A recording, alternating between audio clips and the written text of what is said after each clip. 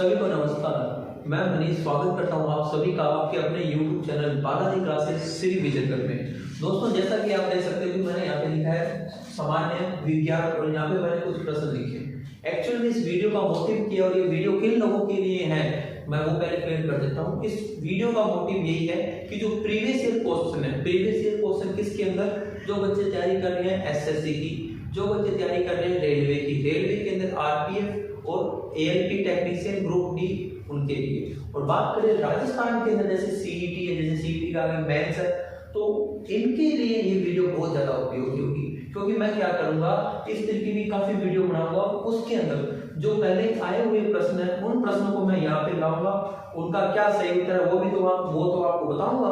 उसके साथ साथ मैं आपको बताऊंगा उनसे संबंधित जो जुड़े हुए तथ्य हैं। So without wasting any time हम वीडियो को शुरू करते हैं। चलिए, आज का हमारा पहला प्रश्न क्या है कि जड़त्व का नियम दिया। देखिए, जड़त्व का नियम किसने दिया था? जड़त्व का नियम दिया था न्यूटन ने। किसने दिया था? न्यूटन ने।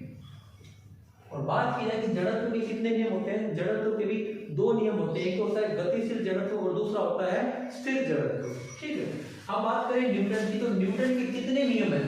न्यूटन को आपको पता होगा कि न्यूटन ने 3 नियम दिए थे। कौन कौन से नियम दिए थे? पहला तो आ गया जड़त्व का नियम,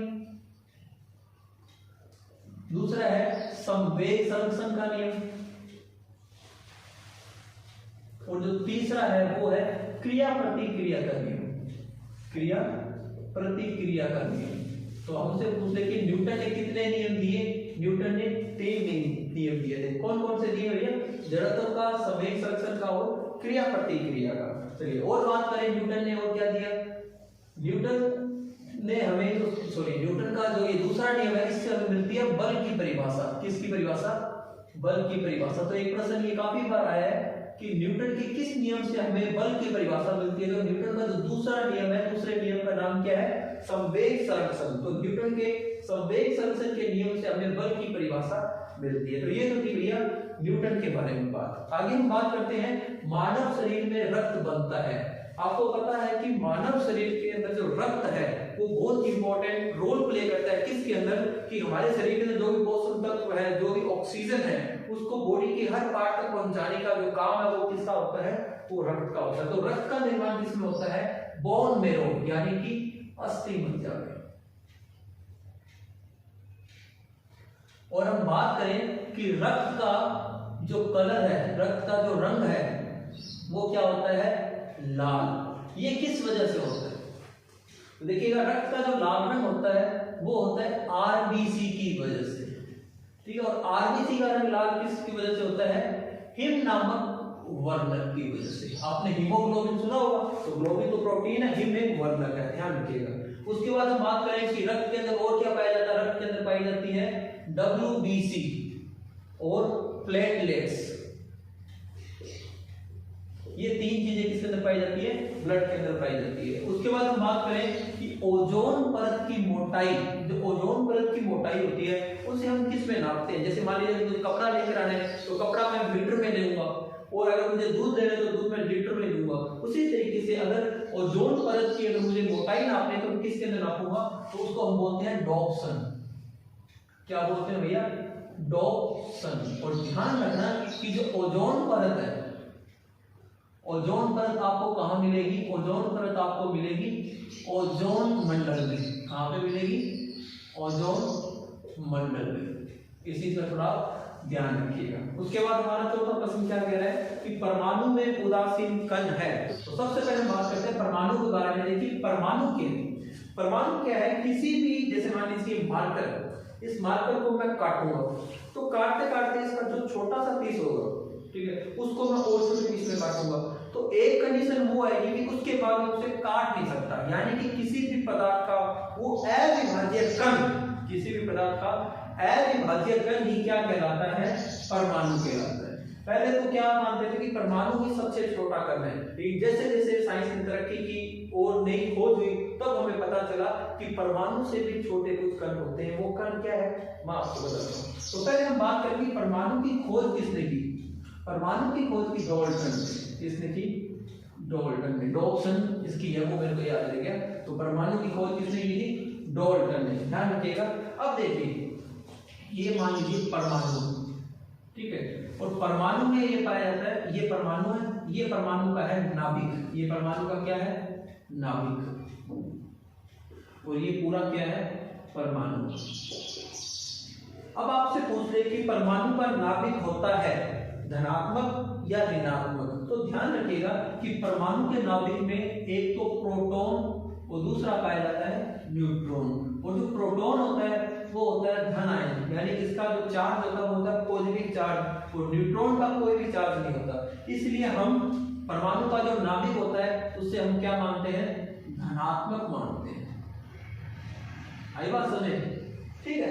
अब देखिए परमाणु के चारों ओर कक्षक बने होते हैं, परमाणु के चारों ओर कक्षक बने होते हैं। कक्षक क्या होता है एक निश्चित एरिया, एक निश्चित एरिया होता है जिसके चारों ओर इलेक्ट्रॉन चक्कर लगाते हैं। आई बात समझ में। तो आपके लिए एक इंपॉर्टेंट क्वेश्चन ये भी बनता है कि इलेक्ट्रॉन की खोज किसने की थी, तो ध्यान रखिएगा इलेक्ट्रॉन की खोज की थी जे थॉमसन, जे थॉमसन ने। इलेक्ट्रॉन की खोज किसने की जे थॉमसन।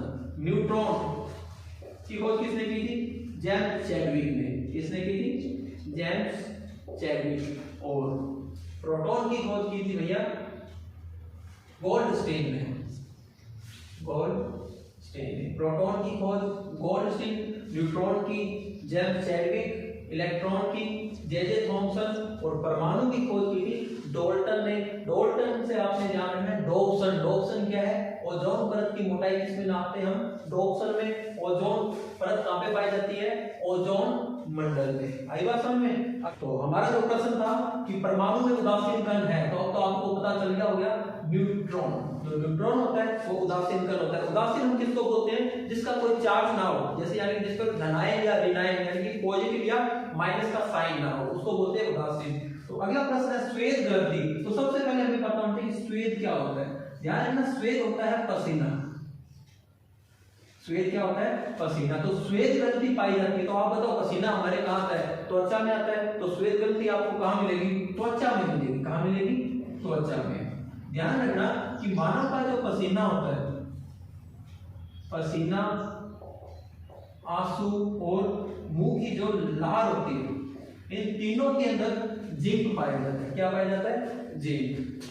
आंसू, पसीना और लार, लार निकलता है लार ग्रंथि से, पसीना निकलता है श्वेत ग्रंथि से, आंसू निकलते हैं अश्रु ग्रंथि से, हमारी आंखों में पाई जाती है। आई बात समझ में। तो चलिए अगला प्रश्न क्या है कि मानव नेत्रों के लिए जो रेटिना है, मानव नेत्रों के रेटिना पर बनने वाला प्रतिबिंब क्या होता है, यानी प्रतिबिंब एक तरीके से परछाई को अपने बोलते हैं। तो सबसे पहले आपको पता होना चाहिए कि मानव के अंदर नेत्र कौन सा पाया जाता है। ध्यान रखना कि मानव के नेत्रों में पाया जाने वाला जो लेंस है, ये मैं मानव नेत्र बना रहा हूं, और ये है रेटिना, और ये है नेत्र का लेंस। ये लेंस कौन सा होता है भैया, ये लेंस होता है उत्तल लेंस। कौन सा लेंस उत्तल लेंस। और उत्तल लेंस की प्रॉपर्टी क्या है, उत्तल लेंस की प्रॉपर्टी ये है कि इसका जो प्रतिबिंब बढ़ेगा वो होगा वास्तविक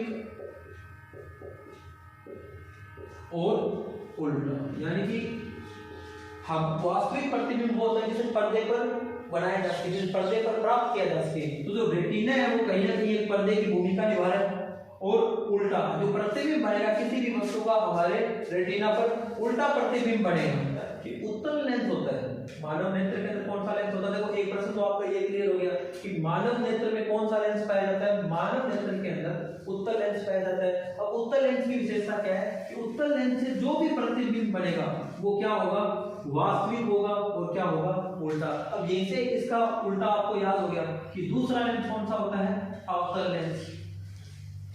अगर अब आपसे पूछते कि अवतल लेंस का प्रतिबिंब क्या होगा, देखो इसका तो है वास्तविक, तो उसका क्या होगा आभासी, इसका उल्टा तो उसका क्या होगा सीधा। तो आप ध्यान रखें कि मानव नेत्र में कौन सा लेंस पाया जाता है उत्तल लेंस पाया जाता है, और मानव नेत्र का जो प्रतिबिंब बनता है वो क्या बनता है, वास्तविक बनता है और उल्टा बनता है। क्यों बनता है, क्योंकि मानव के नेत्र के अंदर उत्तल लेंस पाया जाता है और उत्तल लेंस की खास बात क्या है, इसका प्रतिबिंब हमेशा ही वास्तविक होगा, उल्टा होगा। इसके विपरीत अगर हम बात करें उत्तल लेंस की, तो उत्तल लेंस का प्रतिबिंब क्या होगा, सीधा होगा और क्या होगा, आभासी। अब कई बच्चों को ये नहीं पता होता कि आभासी क्या है और वास्तविक क्या है। तो आभासी उस प्रतिबिंब को कहते हैं जिसका सिर्फ आभास कर सकते हैं, जिसे पर्दे पर प्राप्त नहीं किया जा सकता। लेकिन वास्तविक प्रतिबिंब उस प्रतिबिंब को कहते हैं जो पर्दे पर प्राप्त किया जा सकता है। आईवासन में और हमारी आंखों में रेटिना जो होता है वो पर्दे की भूमिका निभाता है। इतनी बात क्लियर है। उसके बाद मैं आपको एक प्रश्न और करवाता हूँ, मैं थोड़ा हिसाब कर लेता हूँ। देखिए मैं आपको क्या बताना चाहता हूँ कि अभी एक प्रश्न आया था सीईटी के अंदर कि मानव नेत्र की निकटतम, अगर किसी वस्तु को हमें नजदीक देखना है और उसे स्पष्ट रूप से देखना चाहते हैं, यानी कि स्पष्ट देखने के लिए किसी वस्तु का हमारी आंखों के कितने नजदीक होना जरूरी है, तो इसका सही उत्तर है 25 सेंटीमीटर। ये तो क्या है, निकट के लिए।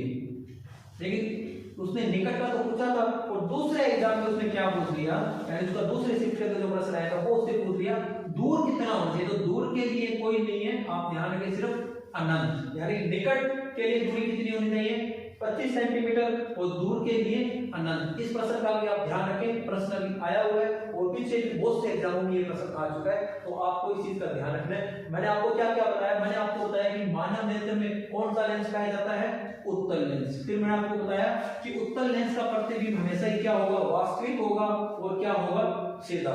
इसके विपरीत मैंने आपको क्या बताया, अवतल लेंस। अवतल लेंस उत्तल से बिल्कुल विपरीत होगा, ये वास्तविक है तो ये क्या होगा, आभासी।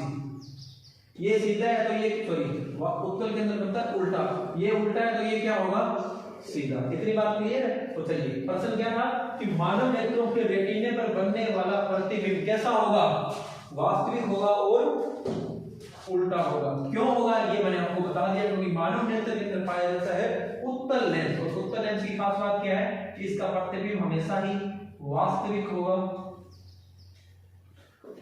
और क्या होगा, मैं थोड़ा ऊपर करके लिख देता हूं, उल्टा होगा। ठीक है।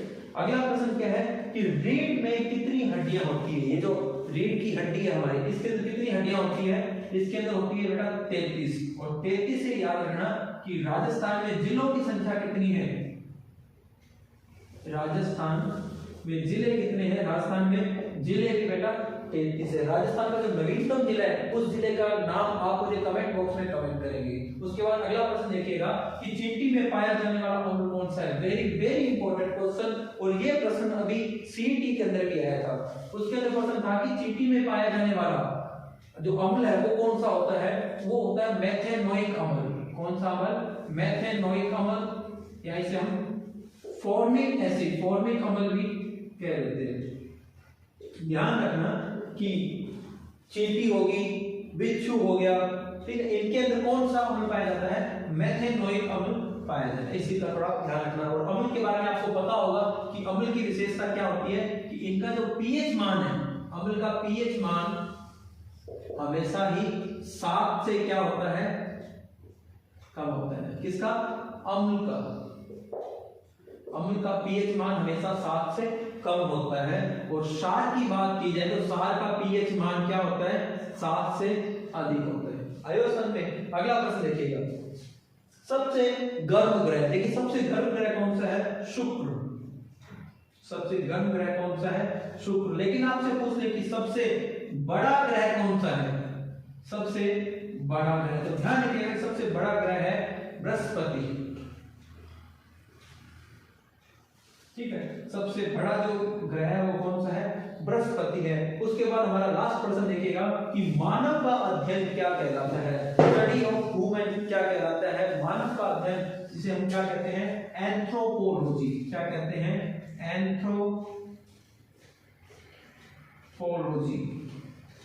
ठीक है, मानव का अध्ययन क्या कहलाता है, एंथ्रोपोलॉजी। ध्यान रखना कि एंथ्रो जो शब्द है, ठीक है, ये कहीं ना कहीं ह्यूमन को बताता है।